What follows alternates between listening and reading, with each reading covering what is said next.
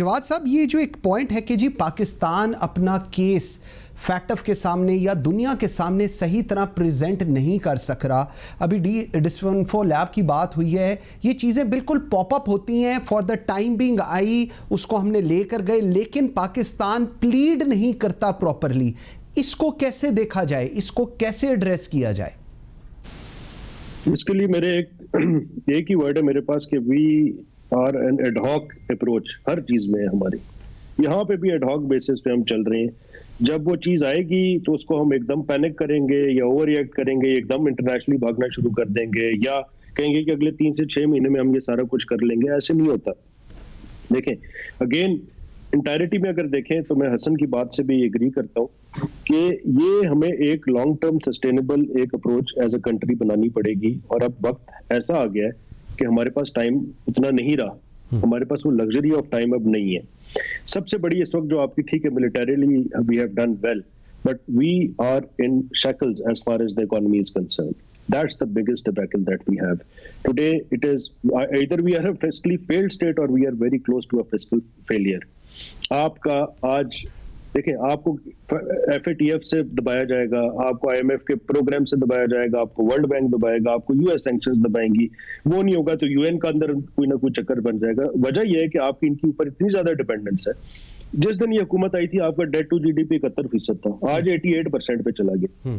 ये अगर 3 साल और इसी तरीके से चलता रहा तो आपका 100% आपका जो डेट टू GDP उससे भी ऊपर चला जाएगा। इस सूरत हाल में आप क्या करेंगे? अपने टैंकों के अंदर तेल भी IMF के पैसों से डालेंगे, तो आपकी क्या सवर्निटी है? वो आपको इसी तरीके से आप पुश करेंगे, आपके सारे बटन्स दबाएंगे। वजह यह है कि आपने कुछ मुश्किल फैसले लेने हैं, जो कि हमने एक इंक्लूसिव इकोनॉमिक अप्रोच बनानी है। Let's stop being a client state, let's stop playing and look outwards always towards waste America या सऊदी अरेबिया या चाइना।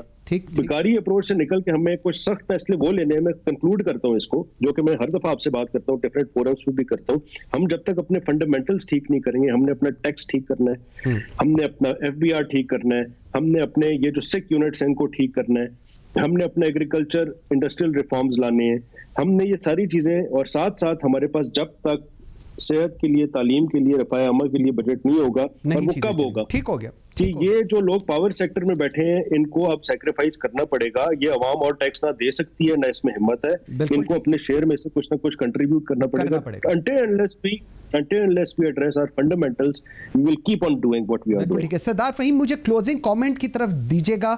एक तो जो बात हो रही है कि एडहॉक अप्रोच है हमारी, हमें अपने फंडामेंटल्स को ठीक करना है। जब तक हम अपनी इन बेसिक चीजों को ठीक नहीं करेंगे, दुनिया फैटअप हो, UN, यूनाइटेड नेशन हो, हिंदुस्तान हो, अमेरिका हो, they all will come up to us. क्यों? इसको एड्रेस किस तरह करें? आप लोग ज्यादा पॉलिसी को देखते हैं, पॉलिसी को बनाते हैं। कौन सी ऐसी पॉलिसीज बनाने की जरूरत है या उनको इंप्लीमेंट कराने की जरूरत है? देखिए, इसमें 4-5 चीज़ें आती हैं। पहली बात यह है कि हमने क्या क्या साइन किया हुआ है, हमने क्यों साइन किया था और हम पे क्या रिस्पॉन्सिबिलिटी आती है। अगर हमने खुद कोई चीज़ साइन की हो तो आपको माननी पड़ती है, और एट अ सर्टेन पॉइंट हमें ये भी कंसिडर करना चाहिए कि हम उस एग्रीमेंट से निकल जाएं। दूसरी बात, देखिए, FATF हो या ना हो, हम खुद चीज़ों को बहुत कैजुअली कई दफ़ा ले जाते हैं। और फिर देखें, जब हम एफर्ट कर रहे हैं, गवर्नमेंट ने एफर्ट की, तो अब आप देखें ना, वो नंबर्स प्रोड्यूस होने शुरू हो गए। आप पहले क्या FATF की बात थी, अब क्या बात थी?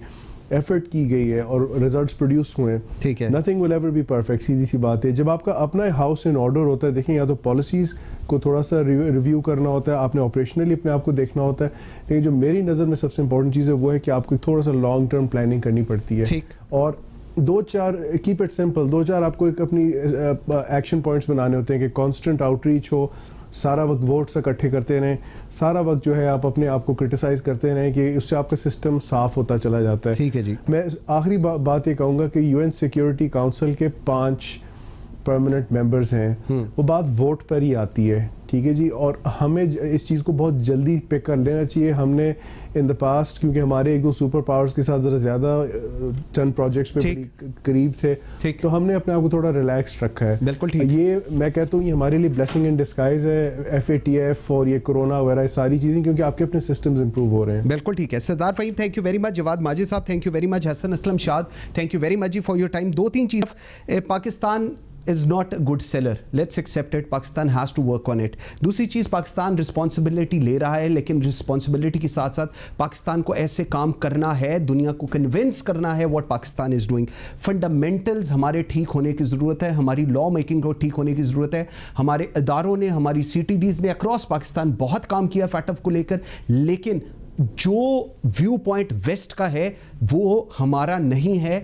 उसके लिए हमें लॉ मेकिंग करने की ज़रूरत है, उसके बगैर नहीं हो सकता। और इन सारी चीज़ों के बाद, ये सब कुछ करने के बावजूद भी पाकिस्तान के रिलेशनशिप्स ठीक होने बड़े ज़रूरी हैं US के साथ और बाकी चीज़ों के साथ, ताकि पाकिस्तान अपना केस प्रॉपरली प्लीड कर सके दुनिया के सामने। फैटफ और no FATF, Pakistan needs to come out of this. Thank you very much watching Pakistan today. You can follow us on Facebook and Twitter। मुझे मंसूर आजम काजी को इजाज़त दीजिए। अल्लाह हाफिज़।